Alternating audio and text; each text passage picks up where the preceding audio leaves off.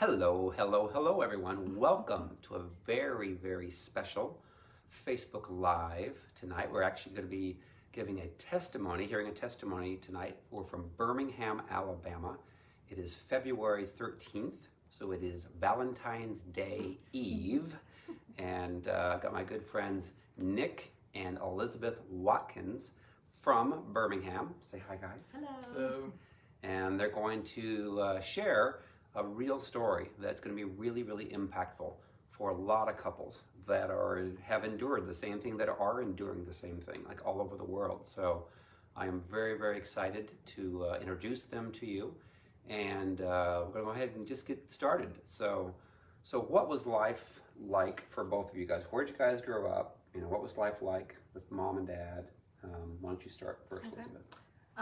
Born and raised in Birmingham, from a family who was in church. My dad was a deacon and an elder. My mom was a Christian school teacher. I went to Christian school, and everything looked really good on the outside, but was a total disaster on the inside. Lots of emotional abuse. A lot of it was really directed at me. I was kind of the scapegoat of the family. Okay. And both parents were Jezebels, which is unique, but it happens. It does. Yeah.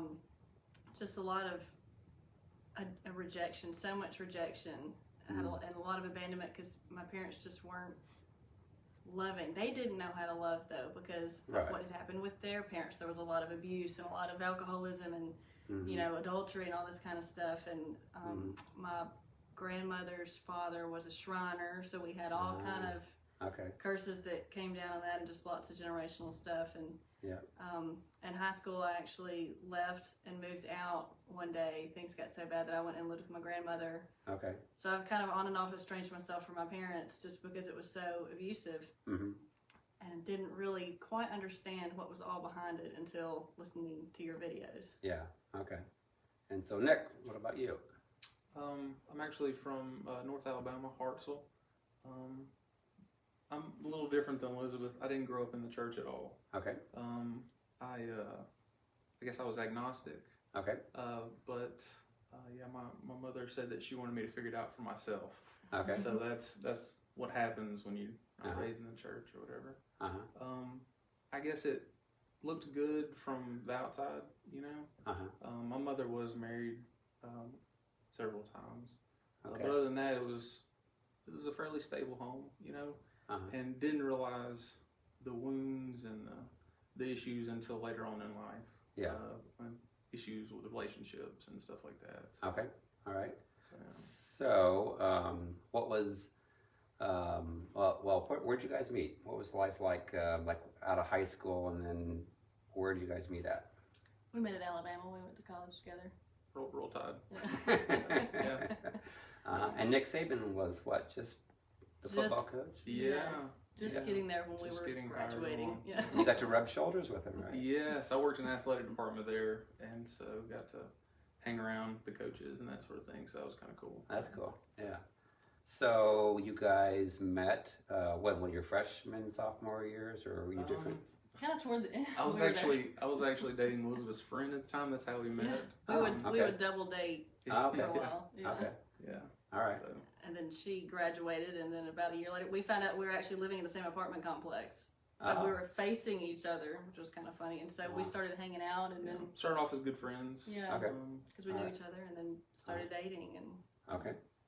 And then you guys graduate, then get married, or? Yes, we graduated, and then a few years later, got engaged and got married. We had a pretty short engagement, but we'd known each other for a while. Yeah. Okay. And what was life like when you got married? Pretty much the wedding day, things went downhill pretty quick. There were a couple of times before, but I kind of thought, well, it's just the pressure of getting married or something. It was night and day different. Okay. And pretty much a shock to me. Yeah. And did you perceive the change? I guess the change was in me, so I didn't really pick up on it. Okay. But yeah. So. Yeah. And I know that I've been talking here lately about like alternate personalities, where and again, most all of us have them at some point. It's like if somebody does something that triggers us or whatever, we turn into a different person. And oftentimes people are like, man, that's not who you normally are. You're normally very nice and sweet and stuff. What happened? What changed? And that's because we're hearing the thoughts from the enemy, but we don't perceive it. And it causes us to feel like we're either being rejected or you're getting, feeling like you're jealous or something like that. And you get triggered or you got to control the situation. And then you do become like a different person. And that sometimes can last a day or an hour or a week, and then you don't ever come back to really who you are in your core. And then you have a different personality when you're like in front of the church and people or in public or at work, where you put on a nice face and you're smiling and everybody's like, you're the greatest person ever. Yeah. You're so lucky to be married to them. Yes. And you had, and you had how many children? We have 3 now. 3 now, okay. 3 beautiful girls. Yes. Yep. Got to have dinner with the family tonight. Yes. It was awesome. We had chicken, we had dessert. What was the name of the dessert again? It was brownies, and I put a chocolate ganache on top. So we call it like a brownie cake kind of thing. Cake, yeah. Yes, and it had raspberries. It was very tasty, very good. So I got to meet the girls, and they're upstairs sleeping. And I actually got to watch Mr. Rogers tonight. Oh, yes. That was cool. So, never gets old. So what was life like with having 3 children with you guys? How was marriage at that point? So fun story. We when we had our first child, we were actually living in her parents' basement. Yes. So we got to bring our beautiful child home to the in-laws' house. Yeah. Our house was selling, and we were moving to a different city. We were kind of between okay. houses, and I mean, thank God that they let us stay there, because we wouldn't have been able to do it without that. But at the same time, it was tough. It was awful, because I still had the 2 Jezebel parents, and then this, and he would go off to work, and here I am, and then at 5 o'clock when he comes home, they're back to perfect, and I was going nuts when we brought her home from the hospital. They went completely bonkers. It was a disaster. I mean, it was a really hard day. It was tough. For us bringing her home. So lots of strife. Yes. Yeah. No peace. None. I couldn't sleep the whole time I was pregnant. You could just, knowing now what I know now, there was so much stuff in that house. I mean, so many things running around that house. So when you were brought up in church, did they ever talk about demons and Christians? Certainly not. No. Because when you become a Christian, now you have no problems. So you have been completely made without doing any work whatsoever or dealing with any of your past. Just a disaster. And my parents were living with all their wounds and taking it out on us because they never knew how to be parents or the love of God, because also the church didn't really teach that. It's like, just read kind of your Bible and show up on Sunday, you're good. And act like a Christian on Sunday. Yeah, because, you're an elder, let's serve the communion, good, we've checked everything off, we're good Christians, and I always thought it was interesting. My dad would talk to people and he would say, oh, I can't wait to, tell them how much they need God. And no one would ever actually listen to him or become a Christian, and it's like, now it makes sense because there was no fruit anywhere. Nothing. You were acting just the same way as the world. Yeah, you want to say it back to them, well, you need God. Yeah, you really need God, yes. Yes, yeah. So, and then you had your second child, and where were you living then? We were in our last house. Yeah, we just moved into this house. So, and it was a lot better. I had started to get a little bit of freedom, so I was coming to terms with the things that had happened to me with my family. Okay. You were pursuing trying to get set free. Yes, because I knew things were wrong. When I was pregnant with my first child, the Lord told me, He's like, I'm going to use your children to heal you. And I didn't understand what that meant. And obviously they're not the source of healing, but it forced me to deal with what had happened to me as a kid, and that I never wanted that to happen to my children. And so it really started putting me on the path that I have a lot of issues, and we've got to figure out what's going on. Yeah. And what were you going through at that point in time, Nick? I was still, as Elizabeth would say, a baby Christian, because I gave my heart to Jesus. I was in, I think it was right after we graduated. We started going to Highlands in Tuscaloosa, and but it wasn't like I was like, okay, I go to church on Sunday, and so for for a long time, it didn't really progress, you know? So, and yeah, so I wasn't growing that way. And so, you know, she's getting very spiritual and with the Lord and starting to read her Bible and still totally lost, but yeah, trying there. And you know, I was just kind of get up and go to work and do my thing and you know, help with the kids, and I was doing my job, right? I was making money and that sort of thing. So not being the spiritual leader that I know that I'm supposed to be. And what was life between you two guys like at that time? She says terrible. It's hard, like looking back, you know, I understand that it wasn't great. It wasn't great. Yeah, you're right. But at the time, I mean, honestly, I was fine, like, you know, and just in complete denial of what was going on. He would say that to me. He's like, I thought things were great. And I'm like, my hair, I'm just, you know. We would have an argument, and she would go, and I was like, you know, what's I didn't have any clue. So because the enemy will blind you, so you can't see yourself, and you can't hear either. You can't hear what people are trying to say. That's true. It messes up what's spoken. Oftentimes, you twist things, like the spirit of Leviathan in Job 41 will twist, and it will also tell you not to take responsibility for the things that you have done and blame everything else on the spouse. Which I have termed the non-apology. Non-apology.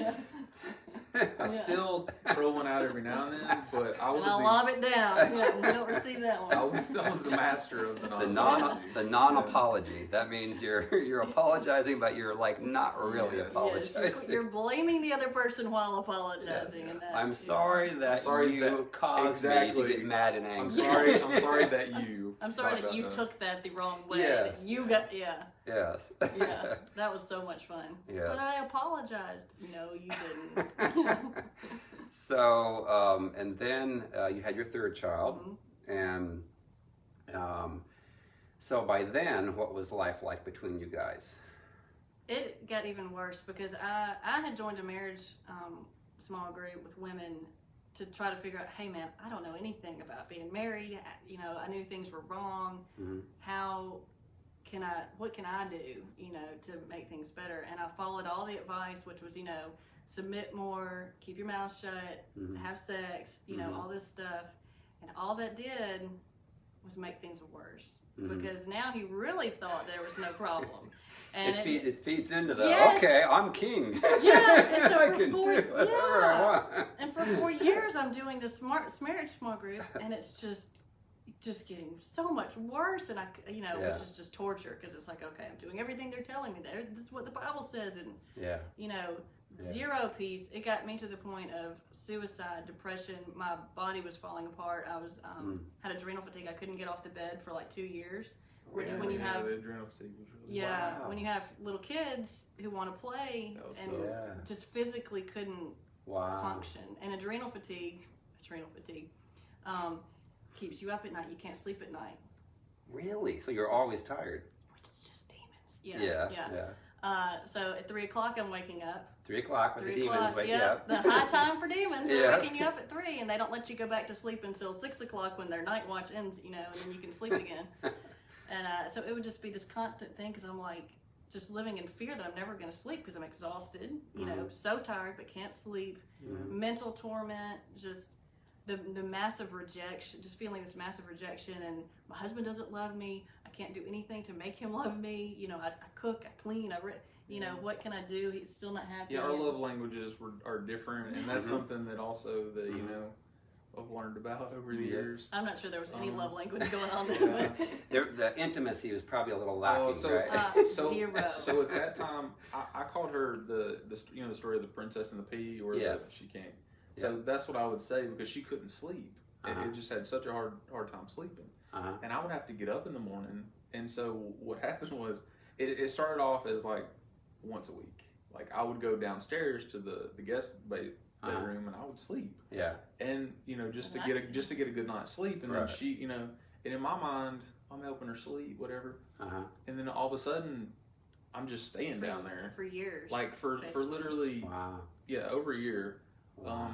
and it just, the intimacy's gone. Yeah. I mean, Which it was pretty gone before that. it, That was it, already yeah, an it was issue. struggling before, Yeah. but at that point it was non-existent. Yeah, it was zero. Yeah. So Which was more rejection too, because I'm like, my husband doesn't want me, you know, and I'm the Yeah. only woman in the world who's, you know. Yeah. So there was feeding more rejection and more. So you were seeking, trying to get help at the churches and so forth. And how much help did the church help you with? I did join a group where it was like healing deep emotional pain. That was the first one I went in, and that was for my family issues. There was a lot going on, and that was the first time I'd heard the word demon. Okay. So that was a huge help. I still didn't understand that I could have the demons, or you know, anything like, really no clue, except I knew that there was a woman now who said there were demons. Yeah. Okay. Yeah.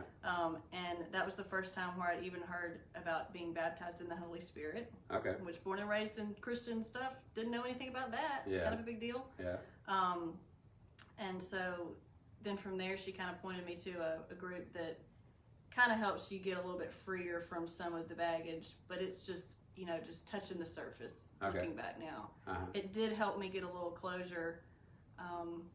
But still, I mean, it was all just there because I wasn't free. Yeah. And, you know, had no concept of what was really going on still. Yeah. Yeah. So then how did you come across Restored to Freedom? So a friend of mine actually gave me a book. She kind of heard what was going on, and she has been through some stuff, and she gave me this book that was basically talking about emotional abuse. And I was like, oh my gosh, this is what I've been going through my whole life, you know?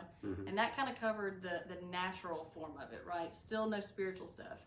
Well, a few months later, I was suicidal. I couldn't take it anymore. I remember looking out the window, and my baby had just turned 1, and I was like, I just want to get in the car and leave and just never come back. Wow. And I was like, this has got to stop. Like, what is this? I would just cry out to God, God, you've got to make it stop. But all this was his way of trying to get me to go to him first to get healed. You know, he was not going to make any of it stop until I wanted to get healed. Yeah. And so finally found a group, and they were like, they knew about this kind of deliverance ministry here, and they were like, I think you need to go there. And so God opened a door so supernaturally that I was got this 3-hour session of soul wound kind of healing stuff. And that night, immediately, I was like, I had so much energy. Like, I slept through the night, you know, all this kind of stuff. But I still had massive back pain, neck pain, all sorts of, you know, kind of stuff. And then I started to open up to them and telling them a little bit about my marriage. And they were like, I think we have a video that you might want to watch. And it was Nelson Schuman video. It was a worldwide deliverance session. And when I listened to that, it was like my entire life made sense, because now I had like the natural stuff of the emotional abuse, but then with knowing that it's Jezebel and all this stuff. And so as I'm sitting there watching your video, I had a baseball on my neck because I was in such pain. I couldn't move. The only thing that was like comfortable enough was to hold a baseball on that nerve. Wow. It's like, it's just so much. I mean, I had gone to the chiropractor for years. That's like my second home. Yep. No telling how much money we spent in the chiropractor's office. I mean, I've been to chiropractors too. I spent a lot of money. Yeah. So I'm sitting there holding this, and once we get through the prayers, the Leviathan one, all of a sudden stop. And I felt this, like, I felt even the fingerprints, this hand on, like, right here. This warming sensation, and I was walking around the house for like the next 30 minutes, and I kept feeling that. I was like, oh my gosh! And I don't even know where the baseball is now. I don't need it. I mean, I don't have to go to the chiropractor. I haven't been, you know, in forever. Just healed of so many diseases that I didn't even really realize had just built up. You know. Yeah. Sleeping through the night, no issues, like. Immediately. Like a light switch, Wow. And he kept talking about how, like, I was this totally different person, and even like people said that my voice completely changed. Wow. Completely changed. I mean, she was glowing, like that's glowing. I kept hearing that all the time too. Smile, she couldn't stop smiling. That's what we see a lot of, is their countenance of the person changes, and the eyes look so much more life. Because you can see the windows of their souls, the person's eyes, and when they actually have life and they don't have all this torment and stuff, then they're lit up and they're like, they're like a new person. So. And I didn't have all the chatter going on, you know, the mind constantly racing and thoughts and you know, none of that. And immediately too, whenever he would come up and start yin, the Lord would be like, that's that thing talking, and here's where his root is. And so the rejection arrows that were trying to come at me from the enemy, again, didn't stick anymore. Okay. Because God was just making it very clear. And this is back in November 2018? Mm-hmm, mm-hmm. 2018. So November 2018. Yes. That she went through and watched the videos from Restored to Freedom and the Worldwide Deliverance sessions. So, yes. So then after you saw the changes in her, you were probably like, I want that, right? Of course not. Well, no. I was like, everything's gonna be great now because she was the problem. She was the problem. Exactly. Everything's perfect now, and it wasn't that way at all. I saw for a long time it was the fighting and stuff really slowed down because she just didn't fight anymore. And I was like, oh, this is great, this is wonderful. But obviously then it still took me a long time to get over my stuff. So November 2018, you go through the deliverance, and then did you continue to watch some of the stuff on Facebook that I Every did? one of them. Okay, Everything, like, I couldn't get enough, because basically I had never heard this stuff, and I was being mentored. I mean, you taught me so much. And just along the way, because obviously it's a battle I'm going through daily with him and this Jezebel spirit, and then you would tell me stuff and how, interactions that would happen and what to do, and like, I mean, I just waited for your Facebook Lives all the time, and the YouTube. That's where I started. Was the now? YouTube Did you ever stuff. hate me? Because I know a lot of times. You were the man, or one of the reasons I did that my wife Schuman video. was happy, and, Okay. so that was good. But yeah, when she would go into the, you should really watch an Elsie Schuman video. At that point, I was, I'm getting tired of Nelson Schuman. Yeah. Wasn't a huge fan from time to time. Yeah, no, because I thought some like a curse word or something. Yeah, some of them were like, they hate me, and I'm like, why do you hate me? I'm a kid on my carpet. I'm just trying to help, It's like, just get healed, man. Yeah. So you watched some of this. I would watch. Honestly, when I had to, like when to kind of pacify her, not quite at gunpoint, but almost close. Yeah. But yeah, just to pacify her, and and that went on for a while. Wow. Then, So the deliverance really didn't work for you because you really were. I wasn't really trying to get delivered at that point. Like I was still just in complete denial and pride. That's most men's issue is pride, as was mine, and still, I still struggle with that every day. Yeah. But yeah, so to go back before hers, we were kind of talking about that before about the, for me, whenever it was Halloween, and I was Halloween of what year? 2018. So it would have been right before. A couple of weeks before I got delivered. Literally, 2 weeks. We had one of our fights, and she had kind of had it at that point, and I was asked to leave. Okay. And it's one of those things where I'm not leaving my house and go back and forth, and I realized that. Yeah, and I was like, okay, this is not working, so sure, she is not gonna give this Yeah, up. she's not. She's making me go. Yeah, so she's drawing a line. So I packed my stuff up and I got in my truck and I drove off and truck camp for a couple days, and basically did what I had to do to get back in the house. Okay. I wasn't trying to change. I wasn't at that point. You still didn't really see it in yourself, so. Oh no, absolutely not. Yeah. So at that point, like I said, just trying to get back in the house, and I got back in the house, and then 3 days and later, then literally it was Halloween.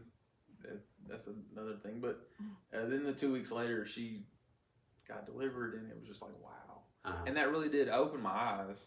And it was just like this is cool, but at the same time, I didn't looking in a mirror. I didn't see it in myself. Yeah. So it took me another year. Yeah. So let's so going through that year, again, probably still striving and arguments and stuff. Plenty, Okay. all the time. All right. So at that point, you're still, the enemy's probably telling you that it's still the problem, probably, right? So you'll go back and forth between crazy, like demon. You know, I was on the fence. Okay. Honestly, you know, whether this is all real and whatnot. You know, she would say, "Hey, that's Leviathan talking," and I'm like, "What are you talking about? What are you talking about?" No, that's me that said that. I literally said that. Okay. A lot of times. Yeah. And so for my mind, I was like, man, is every time I disagree with her, is she going to tell me that there's a demon? Yes. You know, for a while, that was basically what was happening. But and I got to where I hated Leviathan more than Jezebel. All the word twisting and it was the one good thing. Not to interrupt, but the one good thing that she knew that it wasn't me. She knew that it was. And I did always tell him that too. Yeah, and so she wasn't wagging her finger at me. It was from a loving place. Yeah. And once I realized where it was coming from, like she wanted to help me. Yeah. And once I realized that kind of helped. Absolutely. And that's why I always tell people it's so important to separate the demonic spirits that are giving us the thoughts from the person. Yeah. You know, you got to have compassion for the person if the person's willing to receive it. Oftentimes the pride is so strong that they'll just deny it and then they'll try and blame you and lie about you instead of owning it. And if a person can't own it, then you can't really deal with it. And you have to almost sometimes give them to the Lord, let the Lord make their circumstances a little worse to turn up the heat. So what happened? What happened, like, as we got closer to Halloween of last year? So Halloween of 2019, my deliverance was a little different than hers. It was much more dramatic. Okay. So we had got to the point she had had enough. And I had been warning him through the year. I'm like, the Lord is telling me that at some point I'll have to separate, and I'm going to do that when He tells me to. You know, like He's not going to have me live like this forever. He's not going to have our kids, you know. Yeah. So he'd been warned. Because this is probably having an effect on the children. Not totally. Yeah. They know what's going on, you know. Yeah. Kids aren't stupid, you don't want to, no matter what age they are. Yeah. You know. We're not screaming and, you know, in front of them, but at the same time, tension, Dad's snippy, Mom's cut snippy. It like a knife. They know. They're smart. We did not ever sit this close to each other for sure. Ever. Wow. Oh yeah, I mean we were, you know. It was like you over there, I'm upstairs. Which they didn't know. And for the year, I slept even at the new house, I was in the basement. Yes, on my grandmother's 1979 couch. It was very comfortable. Very comfortable. Yeah. If that tells you anything, Okay. So then, as Halloween's drawing near. So 2019. Yes, 2019. So it had been a year since her deliverance, and we were kind of to the point again. She's like, I can't even remember what happened. It seemed like it was something. I was in the dining room and I getting ready for dinner, and I was listening to another Nelson Schuman video because that's all I listened to, and I found on one of his notebooks something that he had written that he had still been in touch with the girl that he first loved, who I had never heard of. So, I mean, usually, you know, when you're dating, you know about other girlfriends. I had never heard of this person, ever spoken of. So I was like, okay, Lord, what am I going to do about this? Because it was kind of like another secret thing, you know. I wasn't really, mad at him or, those weren't the feelings there, but I'm like, Lord, what are we doing here? And he was like, it's time to separate. And I was like, wait, what? And literally, as I heard that, I heard you on the video go, and then it's probably time to separate. And I was like, really? Yes, literally at that time. And that was what day was that? That was November 1st, the day that I kicked. Really? Oh my gosh. Literally. And I was like, Lord, I take it that this is not a coincidence, because with God there is no such thing as coincidence. And so He reconfirmed with me again, yes, today. So I went upstairs, because before, when I've asked Him to leave, it would be when the kids are around or something, and disaster, you know, because then he would, you know, then they would cry, you know, this kind of thing. So I went up while they were taking a nap, and I took his suitcase down, I packed his suitcase, and I brought it downstairs and hid it behind a chair. We had dinner as usual. He had no idea anything was going on. I knew something was wrong. But didn't know what was happening. You know, you could cut the tension, and I knew this was amped up, and because I remember I asked her, I was like, what's wrong? And she's like, not right now. And I was like, okay. So you know, we do this whole thing, and I do the try to talk her out of it dance.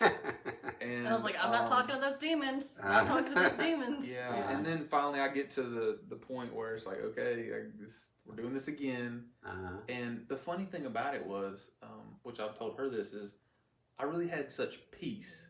Like before, I was so angry. It was, yeah. And it was just, like, probably humiliating, right? Oh yeah, of course. Yeah. How dare she kick me out of my house? I pay yeah. bills. My children, and how dare you separate me from it? Anyway. Yeah. But this literally, I really had such peace about it. It was weird. Okay. Didn't go along with the previous time. Yeah. And so I just packed my stuff up, and I was like, well, okay, we're doing this again. And I forget how many days it was, but it was about 7. Was it really a week? Okay. Friday to Friday. Truck camped, which is funny. Like I enjoy camping, and it wasn't pleasurable at all. It's not in a parking lot with. It was getting cold too. It was November. That was the first cold snap, I think. Yeah. Too. Okay. So what the Lord did is He started to cause some pain and uncomfortableness. Yes. Because if a person's not feeling pain and uncomfortableness, they're not going to change. Yeah. And that's why sometimes I say it's critical for people to separate. It's uncomfortable for the person. Now they can either embrace it and humble themselves and receive it, or they can deny it and they can lie and blame their spouse. Yeah. And if they do that, then sometimes the Lord's going to have to take over to make that. That's what happened. And he also broke his phone 2 days before this too. Well, so I got humbled big time. So you're sleeping in your truck in a parking lot. Sleeping in my truck in a parking lot. Working a really white-collar job, Yeah. So, I had the tent, the sleeping bag in the back, and I had it down to a science, man. Like, I would piddle around for a while, and then when everybody left, I would park, and it was. There was like another creepy guy. No, there was another. There was another truck with a dude sitting in it. And, yeah. Oh. I was like, man, what is his story? We need to go commiserate. But does he have Jezebel too? Nelson Schuman video for you too. We watch them together. The funny thing about it is the whole time I had my Bible and I was like reading my Bible and because the previous time it was like I'm away from her. It wasn't. That was not anything. I was nowhere near there. Yeah. This time I had my Bible. I was reading my Bible. I was watching your videos. You were watching Nelson Schuman videos? I was watching Nelson Schuman videos. Multiple times. Because I'm just like, something has to change. Yeah. Because I was a child of divorce, and I'm like, this is not this is not what I want for my kids. This is not what I want for my family. Yeah. And so something's got to change. So I'm living in my truck. I mean, that's in my mindset. I'm going to do this for as long as I have to do this. Wow. And, so it was a Friday. So your pride was breaking at that point. Absolutely. Yeah. And the Lord showed you in Hosea. Yeah, Hosea, I forget exactly, but the prostitute and and waiting it out, and I was like, I'm the prostitute in the story. And so that was, so the way that happened is I was reading my Bible and I was like, Lord, just show me something, because the flip to whatever, and I opened it up and I was like, bam, and I read it and I was like, wow, that's exactly what's going on here. Because she was waiting on me to do what I need to do. Yeah. And so it was Friday, and there was a cold front coming through. See, it was reasonably cool, not a big deal. Not 32. But it was getting down. It was getting below freezing. Wow.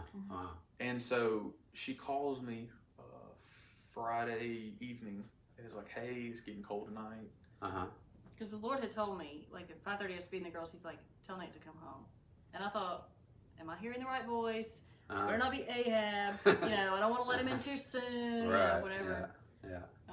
And then, I sent him a text. So I'm like, "Are you sure?" because I didn't want. Wow. To push. Yeah, that's I would awesome. because, and that's the thing is, I didn't. never pushed to come home. And that's that she said she knew that.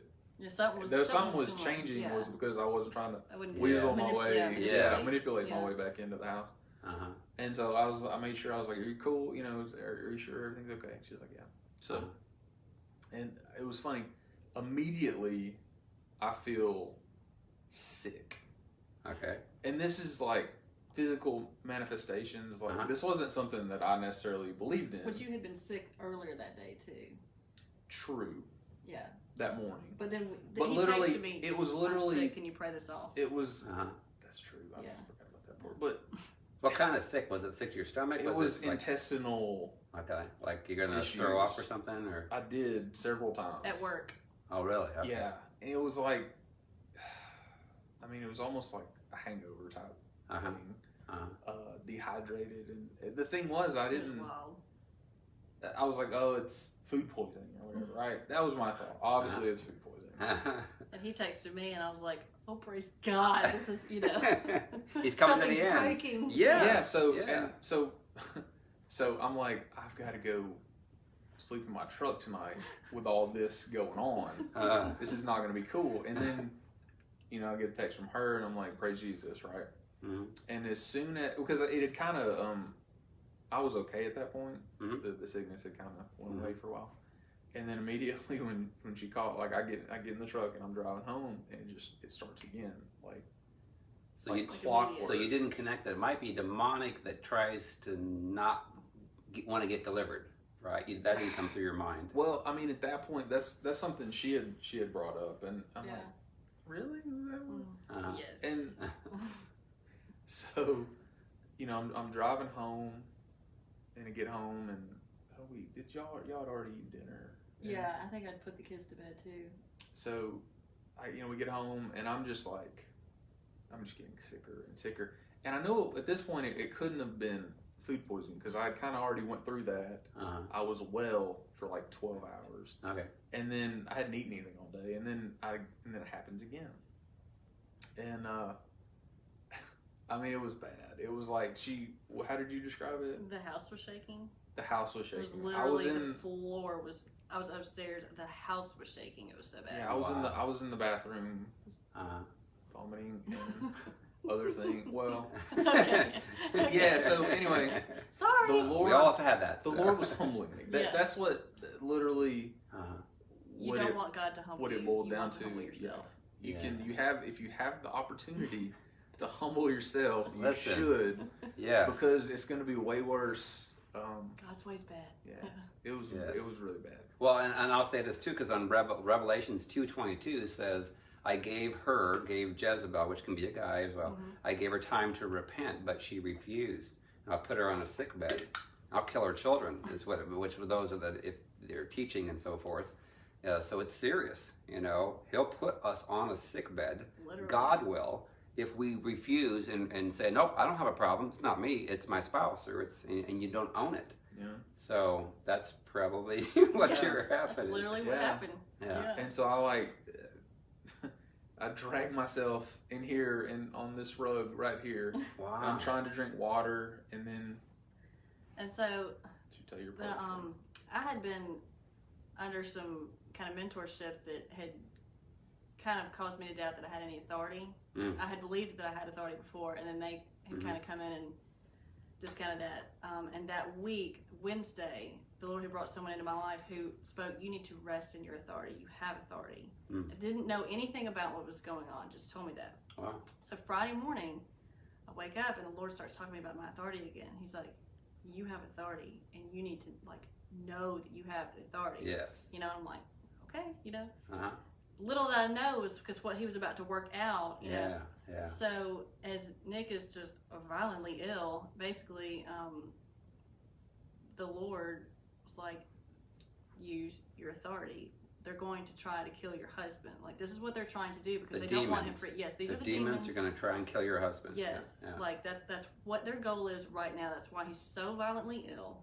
They don't want him free. And he also said they don't have a legal right anymore because he'd been watching your videos and going through those and actually humbling himself and forgiving and taking away the legal rights of the enemy then has to go. Yes. But you have to take authority to be able to. Yes. Yeah. So I did, and immediately he was peaceful, and he was laying on the couch and tired. Yeah. So, and so it subsided. I got on the couch, and then that's when you started warfare, right? Yeah. Yeah. And this is another thing where I was like, what? So what were you praying? So, just a whole bunch of stuff. But one of the things I do is I'll call down the fire of God to burn up any, like, they catch fire and die. I mean, I go to town, okay? And so right after that, he like starts breaking out into sweat. I mean, hot as can be. Cold sweats, but I just drenched. Like just burning, yeah. Like wow. Out of nowhere. You could just feel it, yeah. Out of absolutely nowhere. Okay. It was burning the residue off. Wow. And I was like, yeah. She told me, because I didn't know. I was on the couch trying to go to sleep, kind of passed out from all this ridiculousness. It was a long day. Yeah. And then was it the next morning you told me that? Yeah. And he's like, oh. You're like, yeah, I've been upstairs praying fire, to burn up fire all down on you. Yeah. I'm like, well, that's funny that you say that, because The spirit of Elijah was on you. You're trying to get the fire to come down and burn up the. Yeah. he was the person that you were on the altar. There's a little manifestation of it. Yeah. Yeah. So he believed, I think, that too. And what was interesting is so he went to sleep on the couch because I brought him a sheet and put I went upstairs. I couldn't sleep. I was so excited. It was like the Super Bowl moment. Yeah. Like I was jazzed. I was like, oh, man. praise God, just like freaking out. Yeah. And the next day was the Alabama LSU game. And ooh. so get this though. So the Lord was like, they're gonna lose. Wearing a purple shirt.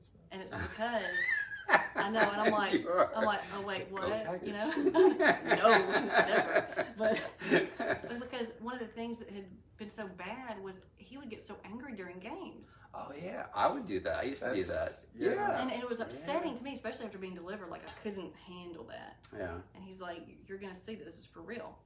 And so we wake up the next day, and especially when they lose. I know. You're gonna be really angry. I know. Yeah. So we come down and we have.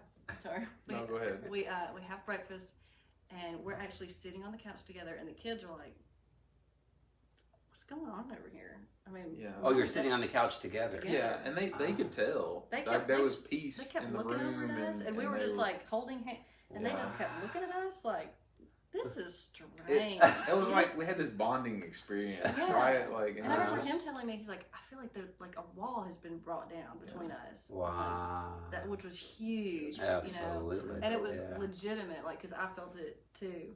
Because you hadn't been really intimacy for ever. Yeah, and there was just this literal block between us, And I mean, we're pretty active. We'll go do something with the kids. We sat here the whole day on the couch, just together. Really? Yeah, we're like, kids, knock yourselves out at this point. We just sat there together, and they would just keep looking at us, Wow. And then the game happened. We lost. And there was no yelling of any kind. And Nick, after the game, goes, well, before I probably would have been really mad about that, but we played a good game. And I was like,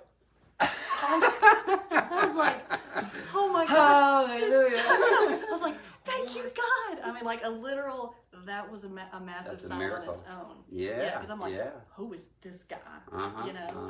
It was crazy. Wow. That's amazing. Well, I know because I used to watch games. I used to really get worked up if Purdue, because I went to Purdue, if they lost, whatever. Now I'm like, I don't care. It's like, if they win, awesome. If they don't, that's okay. Yeah, it's not the end of the world. Yeah, it doesn't rule my life anymore. Yeah. Yeah. Yeah. So that was a big moment, kind of silly, but really big. Yeah, for us, and we're big Alabama fans and everything. So because I've had to ask him to leave so I could finish watching the game, like it would get that bad. Really? Yeah. Okay. Yeah. So that was huge. Wow.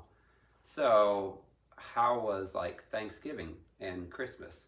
Because normally those can be very stressful and horrible holidays for. Well, for us, we haven't had our family around, so it's always just been us, and we never really fought or anything because we love to eat food. So it's like we just cook and eat all the food. So that was still pretty okay for us, but it was a lot. It was a different level. But at the same time, it's just us, right? So like I don't have a shield if I'm like to get like we have to communicate with each other. Yeah. And that sort of thing. And it was it was easy. Yeah, It wasn't difficult, you know? Yeah, and we had, birthdays coming up and all that, because November's a big month with birthdays for us, and so everything was just November. Really? Yeah, and me too. So it was like everybody. Wow. Big month. And so we just had good birthdays, and like he was nice to me on my birthday, and like we actually ate dinner and had a good time on my birthday, and which was like a whole birthday present on its own. It's like we've silly. Been married almost 9 years. Yeah. And I look back, I'm like, man, was it really that bad? She's like, yeah, it was really that bad. So bad. But yeah, the holiday season was really awesome for sure. Yeah, it was. Yeah. And so now you are a believer that Christians and people can have demons, and now you know what it's like, Absolutely. right? Yeah. Yes. I'm on God board. God had to literally show them how real, Yes. Yeah. And I know there's a lot of people that are watching or going to watch too that have spouses, and they're just like, what's it going to take to get them to come to the end of themselves? And a lot of times, if we are still in the same home of a person that's struggling with these spirits, they're comfortable. And we have to get them out of the comfort zone by saying, I'm not going to take this, I'm not going to tolerate this. Something's going to give. And if you separate, then what happens is that gives that person time alone with God to listen to God, and God can deal with them. And it's so important that really can happen, because otherwise we're enabling. And then that person doesn't get delivered. And you'll do like what you did the first time when they separated. I'll do whatever I can to get back, to appease, and then I'm back. But once the heart changes and they actually can see themselves in the mirror, then you give it the chance to let the Lord do that. And there's a lot of people like, oh no, we can't separate. No, we can't separate. I'm like, really? Yeah. Well, if you don't separate, then you're going to either live in misery and hell, and you're never going to accomplish what God wants you to do in your life. And then that person's not really set free yet. Yeah. And they're not going to, potentially, they could not go to heaven. Yeah. So it's a huge, huge issue, and God's really dealing with that in 2020, is to get the church purified and get more people set free. And again, nobody likes to separate. And of course, God hates divorce. We don't want that. But I always say it takes two, and get delivered, not divorced. Yeah. And if you get delivered, you don't have to separate either. But a person has to humble themselves and look in the mirror and stop pointing the finger at the spouse. And both spouses, of course, have to get set free and delivered. But normally one person gets set free first, and then the other person could take a year, and it's a lot of people have been married for 40, 50 years of misery the whole time. And it's like, I'm just really hopeful that people take this serious to say, listen, are you striving and fighting and arguing in your marriage? You don't have to do that. And those that are struggling more, and the Jezebel spirit will normally be the one trying to control and manipulate, and Leviathan, it's hell. It's hell. Yeah. And then it can cause your spouse to get sicker and sicker, and they could die. That's what happened to me, yeah. Right, yeah. And, it's important too, like, if you're waiting on your husband or wife or whoever to get delivered, to trust God when He tells you to do it, because He had given me dreams too that Nick was going to be delivered, and the enemy would come in all the time. Oh, look at this, it's not going to happen. Oh, he's acting like, Mm-hmm. And then, He told me to separate, and I had to trust, because I'm a stay-at-home mom with 3 kids. Like, I can't just go out and get a job. I don't have, another income or whatever, and no help. We don't have family in the picture. And I just had to trust Him that, okay, because He's saying to do it. He's not just going to lead me into something that was terrible, and He's doing it because He wants him delivered. And I just had to trust it, and it's scary and, all this kind of stuff, but you just have to hang on like a junkyard dog to what He's saying, And you had compassion for him because you could separate out the behavior from the person. Yeah. But it's really hard for that person to see that they've got anything wrong with them, because the enemy is not going to let them see it, doesn't want them to see it. And he would all the time say, I don't hear the enemy. I don't hear the enemy. There's nothing talking to me. And when he got in the truck, he, afterward, he told me, he's like, yeah, I hear from the enemy. There was Really? He said that because he's like, I get these thoughts. He's like, and I realized they would be like, oh, she hates you. Oh, she blah, blah, blah, blah, all this kind of stuff. And he's like, yeah, I was hearing from him. Yeah. Like, yeah. So good. Real. Because when you're by yourself and you have no other voice, no other distraction. Because the demons want to have you attack your spouse and provoke and provoke and provoke and provoke and provoke them for whatever, hours and weeks and months, to get them to have a rise up and say a word that demon can say, look how bad that you are. You said that. you know, and then they never ever take responsibility for the egregiousness of, of words that they said for what they did to get you to say that. Yeah. Yes. Yes. Yeah. Oh, so good, so good. So we have Valentine's Day tomorrow. Are you guys? Have you ever had a good Valentine's Day No, before? gosh, Oh my no, goodness. disaster, horrible. Oh my We goodness. gave up a long time ago. I mean, it's like, oh crap, here comes Valentine's Day again. Yeah. The obligatory flowers or chocolate. And even then, it's like, just get away from me, you know? Yeah. Well, we're looking forward to Valentine's Day Yeah, this year. we've actually been talking about Valentine's Day, which Wow. Which we've Yeah. never done. So. is, yeah, we've never done, yeah. Wow, that's So it's- awesome. So we're actually doing it Saturday, so it's not Valentine's Day, but, Yeah, that's you know, when you get the babysitters and sitter. whatnot. So yeah. Okay. Yeah, Okay. but we're super excited. Yeah. It's Awesome. going to be totally different. And how have your children responded to this new change? I think they're still kind of in shock a little bit. I mean, like, legitimately, because, I mean, after it happened, like, Nick would come home and I would be in the same room. Whereas before, I would know, okay, Nick's coming home, I'm going to be upstairs. Or I'm going to be somewhere else. Or, oh, I got to go here. I'm going grocery store today. Yeah. You know, like, anything to avoid. To avoid the conflict. Yes, Yeah. you know. And it's like, or I would come down and hold a baby, like, here's my baby shield, you know, just be nice to the baby, you know, that kind of stuff. And Wow.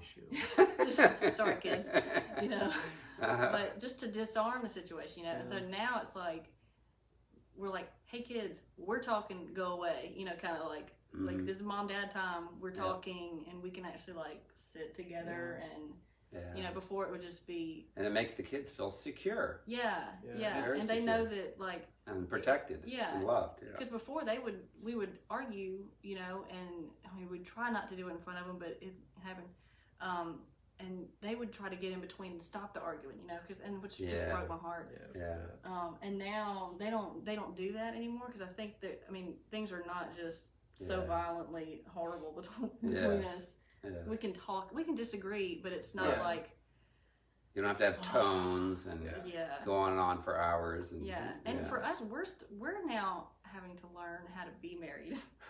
You know, because after a decade. I know, after nearly a decade, because we have healthy. Yeah, we had zero marriage. healthy habits. And it was just a disaster. Well, we had our nothing to look. background, Nothing. we didn't. We had no neither tools one of in the us toolbox. had anyone to say, okay, this is a healthy marriage. Yeah. This is Or what a marriage looks like. anything A godly healthy. marriage, right? And so neither of us had that. And for me, you know, talking about the kids, that's where a lot of her stuff comes from, is her dad. And so for me, I'm like, I don't want my kids to have to deal with this, right? So it's really important for me to get my stuff together and for me too, because you know I was living in fear for years that I was going to be like my mom to my children, you know, and just didn't want to do that, which was a big motivator for me to get healthy and free and you know, to just not to break it off and pass it, you know, to just stop it. Have you noticed you've been having more dreams, or dreams you can remember? So does the Worldwide Deliverance, he always says, you know, dream more dreams or whatever. I have books now this thick. I've had, and I number them and keep up with them. I think it's like 430 now in about a year. Wow. So that's incredible. keeps a notebook by the bed, and then when she wakes up in the middle of the night, she starts. And he gives the interpretation now, which is awesome, because I was like, what the heck is this? I mean, that doesn't make any sense. And so even recently, he's really been helping just teach me. And like I could just look at the dream and he just tells me what it is. And so it's really awesome That's awesome. because that's such a pure way too of, am I hearing from the enemy? No, because God gave me this dream and this is what the dream says, and you just it gives so much guidance and wisdom, even about stuff still going on with our marriage or our kids. You know, if someone's feelings hurt, God will tell me, you know, what to do about that. And it's just it's I realized that Leviathan had blocked my dreams for so long. And wonder why, because that's the way God talks, and you know, in a big way for me. Again, Leviathan's in Job 41. If you guys are if we're watching for the first time or whatever, Job 41, Leviathan. It's in other verses as well, Isaiah 27:1 and Psalms. But if you go to Job 41, verse 34 says it's king over all the children of pride, and they describe like an alligator, like a very fierce thing that twists things, and that's how it twists its prey. Well, it twists the words, it twists communication in our minds. And then we're talking to somebody and we think that we're crazy or they're crazy, because it's like, I didn't say that. How did you get that out of that? You know, oftentimes you'll have a scenario of where that person that's being affected by that will go off on somebody and go on and on for hours, whatever, and provoke. And then you ask them the next day, so how did that go down? How do you think that went down yesterday? And then they describe something and they never implicate themselves. It's like a whole different... It's a whole nother story. Yeah, it's like, wait, where were you? It's usually opposite. Yeah. It would drive me nuts because I'm like, honey, we just talked about this. I mean, it just makes you want to pull your hair out. Yeah. Yeah. Just drives you nuts. Between that and then, if you have back pain, you have Leviathan. I'm sorry, you do. Like, back and neck pain. Back and neck pain. Yep. Trust me, everyone I have ever known. And you can't sleep well. No, you can't sleep well. You don't have dreams. And most people think, well, I don't have pride because all this stuff happened to me. Well, pride is also being a victim and thinking that somehow I'm better than that person who hurt me. Mm-hmm. That was where my pride really came in. Okay, yeah. That I'm better than that person because they acted like that, you know, and they hurt me, but I did, you know, I'm an innocent victim. It's like, no, there's pride there. And it causes when you do get hurt, you want to protect yourself, so you don't trust anybody else. Yes. And you can't trust God. And then the enemy wants you to act like you're a victim. What happens is, like, later on in life, if you end up getting into an argument or whatever, you get hurt, and then it changes you from being hurt to where you want to hurt the person. Yes. And then you become the predator to them, but you Yes. still want to portray yourself as a victim to everyone else to make them feel sorry for you. Yes. And then turn those people against your victim, you know. So it's like the sick cycle. It is, yeah. It's called the cyclical destruction of the soul. Is what Dominic Herbst, which is Christian psychologist, talks about. Yes, yeah, awesome. Well, anything else you guys want to share with? Humble yourselves. Don't let God humble you. Yeah, just do it, and just trust Him. I mean, and for those spouses out there that are delivered and they're waiting on their spouse to get delivered, there's hope. There is hope, but like I said, it took. I accepted it quicker because I knew that she was trying to help me. So just try to understand that they're blinded, you know, and that it's hard for some people to. And we have to separate the sin and the sinner, you know, because God does too. God loves the sinner, but He hates the sin, you know. Like, there's nothing that can stop God from loving you. You just have to get rid of the sin. Yeah. Amen. And then you can have peace in your life. There you go. Yes. And sleep. Gosh, yes. And you can sleep together. Yeah. And you can sit together. Yeah. And intimacy is much better than much better. Yeah. Don't need a therapist to fix that problem. God fixed it. You know? Amen. You know, another interesting thing too is just a little side note. We when we finally started getting in the same bedroom again, the enemy was really angry about that. And whenever he had Leviathan, he had no problem ever sleeping. Me, never had a problem sleeping. But that night was so hard for me because I could feel those things, and they were just bugging me, and they kept me up. And so after a lot of warfare, I finally was like, okay, I will begin reading from the book of Revelation, starting in chapter 2. And I started reading that thing out loud, and immediately they went. Wow. I was like, if you want to come in and screw up our marriage and try to cause division again and try to get us not to sleep in the same room, I will be reading from the book of Revelation every night, and that's what you're going to hear. Wow. And it ended, and they've never come back. Wow. And so just take a stand, make the stand. Yeah, use your authority. Yes. That's a big thing. Yeah. Amen. Well, thank you guys so much. I really appreciate your transparency and your honesty, because this is what it takes to really, truly impact the world. You know, we can act like everything's fine and everything's great and go to church and put it on a play, and then people ultimately go through divorces and be like, what? I never saw that coming. They were so happy.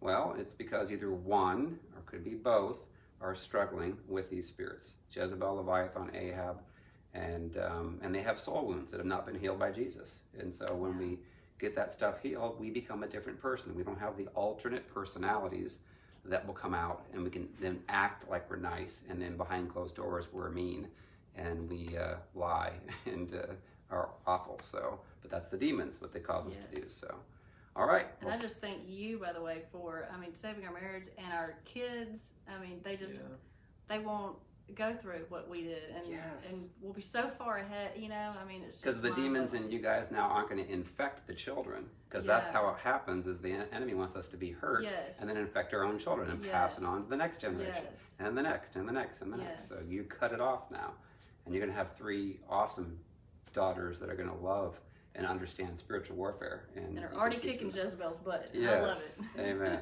Amen. All righty. Well, we'll see you guys later. So, see ya. Thank you. Bye-bye.